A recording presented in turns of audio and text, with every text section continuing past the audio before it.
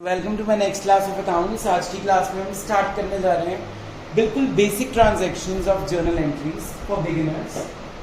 जैसे कि मैंने तुम्हें 3 रूल्स पढ़ाए थे अकाउंटिंग में। पहला क्या था? रियल अकाउंट, जिसमें होता है debit what comes in and credit what goes out. Second rule हमने पढ़ा था personal account, that is debit the receiver and credit the giver. Third rule हमने क्या पढ़ा था? Nominal, debit all expenses and credit all income and gains. तो अब हम स्टार्ट करेंगे इनको अप्लाई करना। पहले तो मैंने तुम्हें फॉर्मेट करा दिया था कि जो फॉर्मेट होता है हमारा जर्नल्स का, it is just like very first column is of date, second column is particulars, third column is ledger folio and then debit and credit. ठीक है, अब जर्नल एंट्री लिखना कैसे है पहले वो समझो। मैं कुछ भी लिखूंगा अभी समझ नहीं आएगा वो, पर तरीका देखना है कैसे लिखना है। For example if I am writing अभी to cash,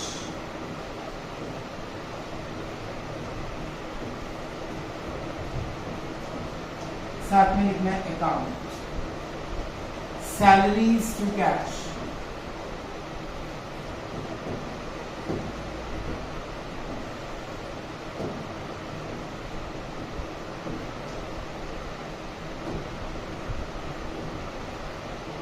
account to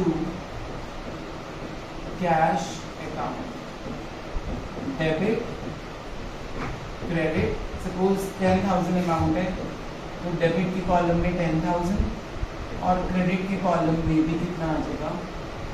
10,000। This is the way to present journals. Rule क्या पता लग रहा है यहाँ पे तुम्हें कि सबसे पहले चीज, जब भी आप जर्नल एंट्री पास करोगे साथ में वर्ड क्या लिखना है? Debit and credit. Second rule क्या पता लग रहा है? जो हम टू लिखते हैं ना, टी, वो थर्ड लेटर के नीचे आता है। ठीक है, थर्ड रूल क्या पता लग रहा है? अभी इज अ पर्सन, अभी के साथ वर्ड अकाउंट नहीं लिखना। जब भी पर्सन का अकाउंट होगा तो साथ में अकाउंट नहीं लिखना। अगर आपका बहुत दिल कर रहा है तो पहले पोस्ट ऑफ केस डालो, फिर लिखोगे वर्ड अकाउंट। अब ये जर्नल्स कैसे बन रहे हैं उसको हम स्टडी करने जा रहे हैं। करें start. First,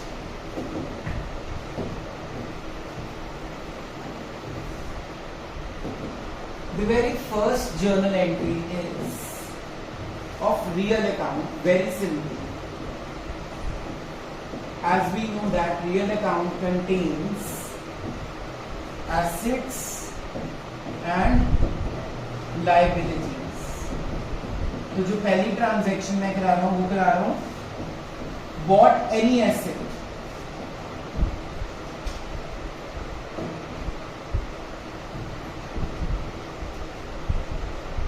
asset falls under real account which says debit what comes in and credit what goes out.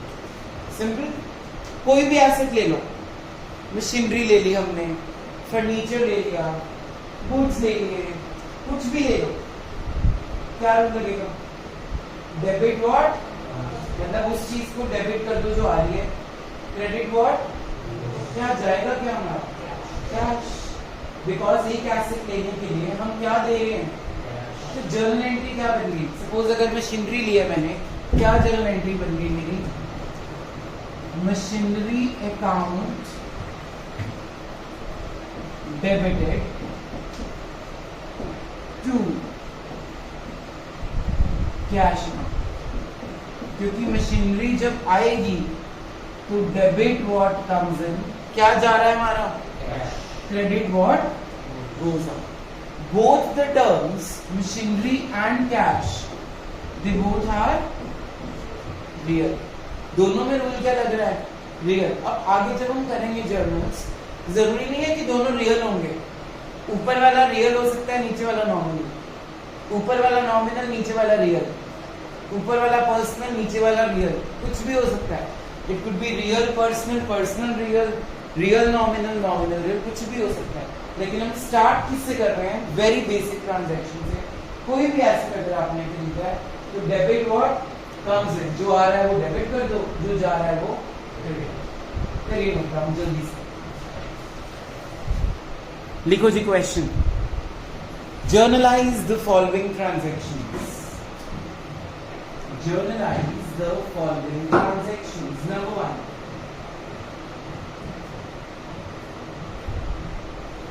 purchased office tables 10,000. Purchased office tables 10,000. Number 2, bought a machine 20,000, comma, installation charges 5,000. Installation charges 5,000. Number 3, bought air conditioner 25,000. Bought air conditioner 25,000. Number 4, purchased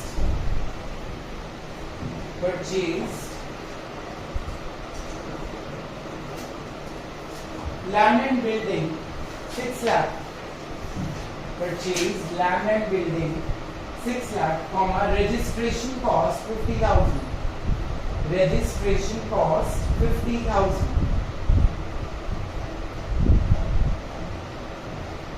Stop writing. पहले मेरे साथ एक बार solve करो, फिर I'll give you practice.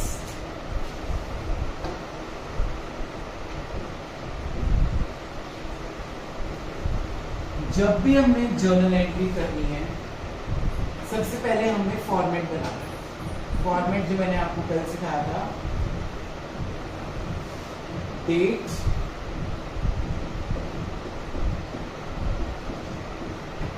particulars,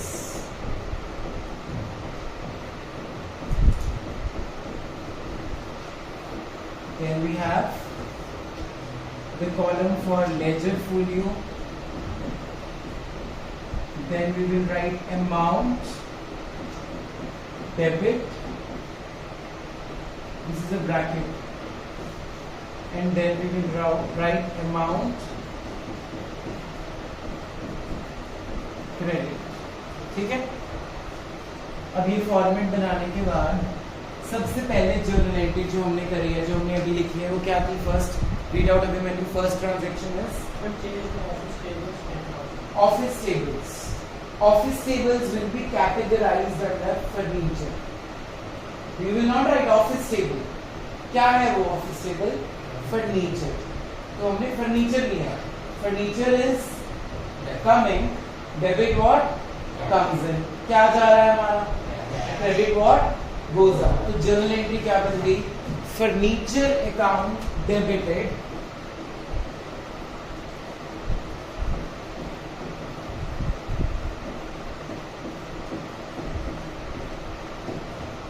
third letter के नीचे T to cash account.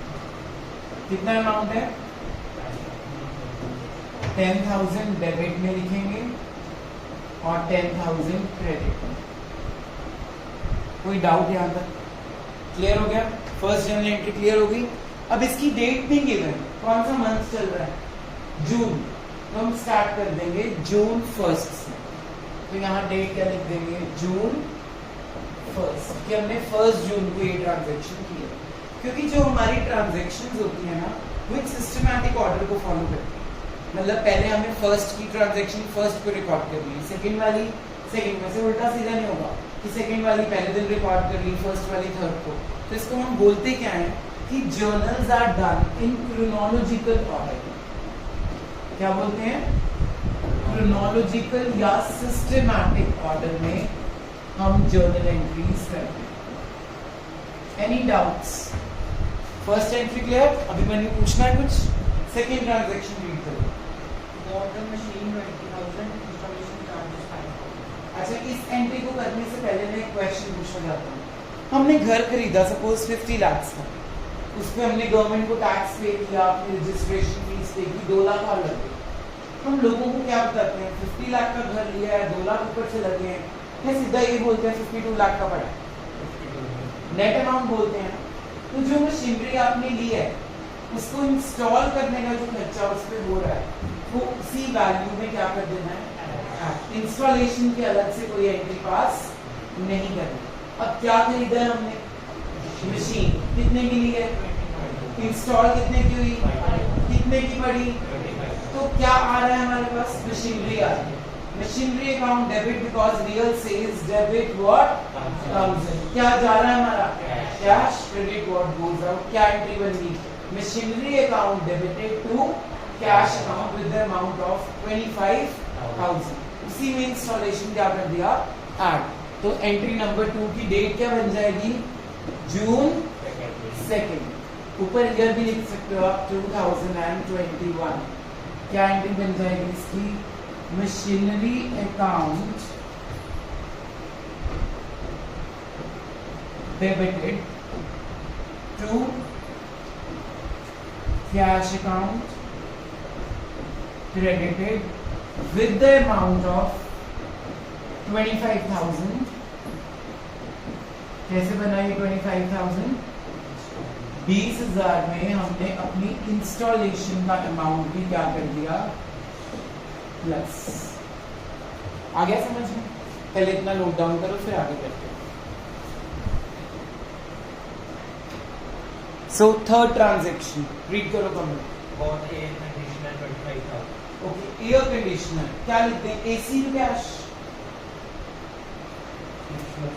Fixtures, very good answer. AC क्या हो जाता है हमारी वॉल में, फिक्स, तो it is classified under furniture and fixtures. अगर आप एसी भी लिख दोगे गलत नहीं होगा, बट कुछ फीचर्स इसको क्रॉस कर सकते हैं, so better you write down furniture and fixtures account debited to cash account। देखो डेट क्या डालेंगे इस पे,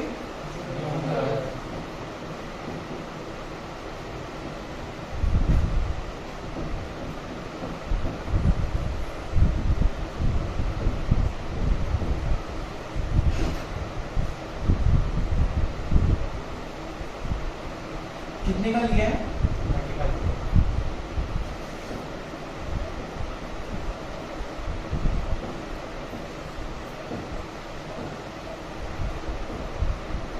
ये कॉमर्स का भी ध्यान रखना है, कैसे डालते हैं पता लग गया ना। अच्छा अभी मेरी बात सुनो, अब जो मैं चीज करा रहा हूँ बहुत इंपॉर्टेंट है। पहले 2 एंट्रीज में मैंने नहीं कराई, थर्ड में नई चीज सिखा रहा हूँ। इसको बोलते हैं नरेशन। क्या बोलते हैं, अब जो भी हमने खरीदा है ना, उसको एक ब्रैकेट में जर्नल एंट्री के नीचे लिखा जाता है। क्या खरीदा हमने अभी थर्ड एंट्री में, एसी, तो आप क्या लिखोगे यहाँ पे, ब्रैकेट स्टार्ट करोगे, being air conditioner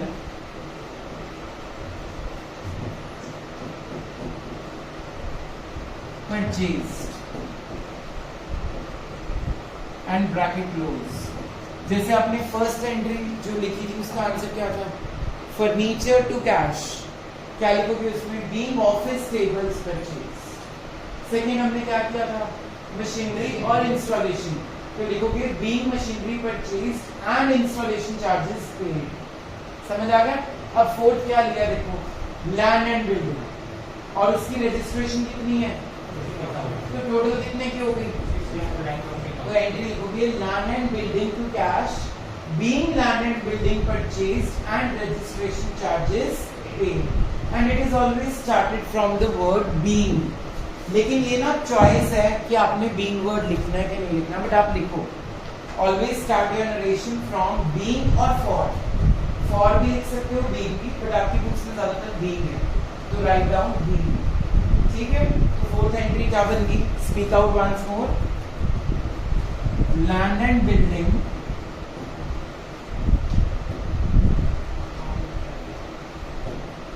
to cash, obviously account debit भी लिखेंगे, अकाउंट क्रेडिट भी लिखेंगे, और टोटल अमाउंट हो जाएगा उसमें 6,50,000, because 6 lakh was the value of machinery, sorry asset, land building में 50,000 इज रजिस्ट्रेशन पेड, और इसकी डेट क्या रहेगी, 4 जून। नरेशन खुद से लिखो, being land and building purchased and registration charges paid। Moving to the second part of the journal, second transaction कराने वाला, any expense paid। write down any expense paid.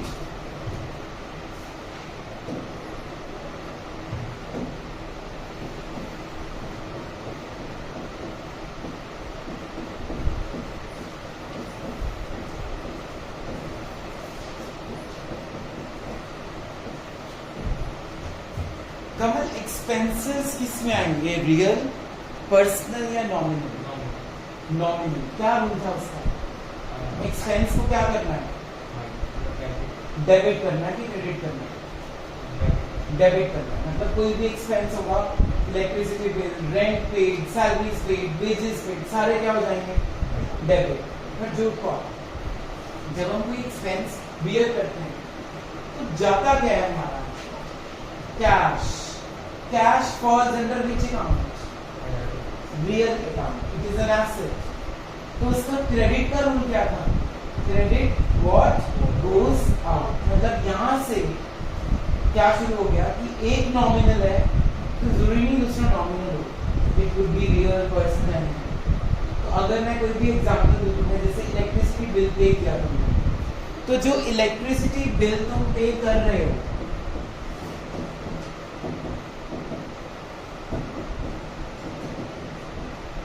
this is an expense. Expense falls under nominal, which says debit all expenses. अब हम इसका credit नहीं देखेंगे क्योंकि हमें expense को देखना है. क्रेडिट तो क्या कहता था? Credit all incomes. हमें सिर्फ क्या चेक करना है? एक्सपेंस, क्योंकि इलेक्ट्रिसिटी बिल मेरा क्या है? एक्सपेंस. जब मैं बिल पे करूंगा मैं उनको क्या दूंगा? क्या दूंगा? To cash. Why cash is being credited here? Because cash is my asset. Asset falls under real. Real का क्रेडिट क्या कहता है? Credit what goes out. So this entry of expense is a combination of nominal and real.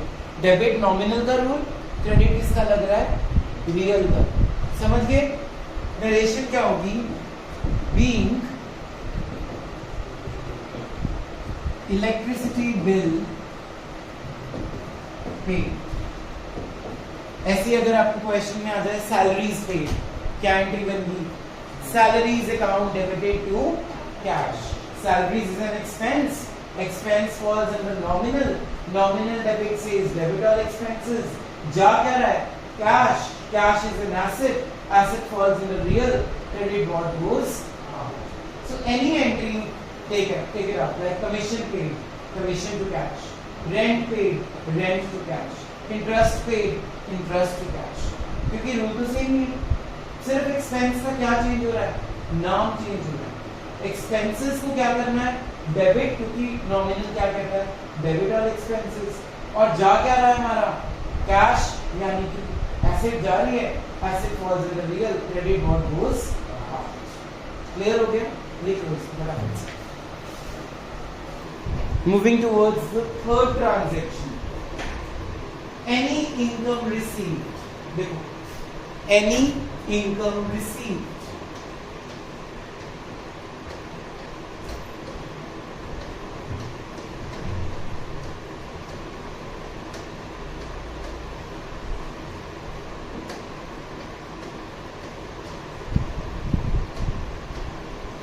Abhimanyu, income किसमें follow होगी? Real, person या nominal? Nominal. Nominal का income का rule क्या था? Debit all the incomes. क्या रूल था Arjun? Credit all the incomes and gains. मतलब कोई भी इनकम है वो क्रेडिट हो जाएगी. कमीशन मिल रहा है टू कमीशन. इंटरेस्ट मिल रहा है टू इंटरेस्ट. डिस्काउंट मिल रहा है टू डिस्काउंट. ठीक है? अब जब हमें कमीशन मिलेगा, इंटरेस्ट मिलेगा, किसकी फॉर्म में मिलेगा? हमारे पास क्या आ रहा है? कैश. क्या है? एसेट का रियल या पर्सनल या नॉमिनल? रियल का, एसेट का, डेबिट का रूल क्या है? Debit what? तो एंट्री क्या बदली? Cash account debited to commission account या cash account debited to interest account, क्योंकि जो आ रहा है वो डेबिट हो जाएगा और इनकम क्रेडिट हो जाएगी, क्योंकि nominal says credit all incomes and gains. तो जर्नल एंट्री क्या फॉर्म हुई?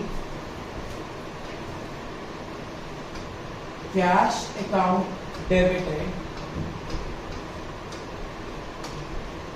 To commission account.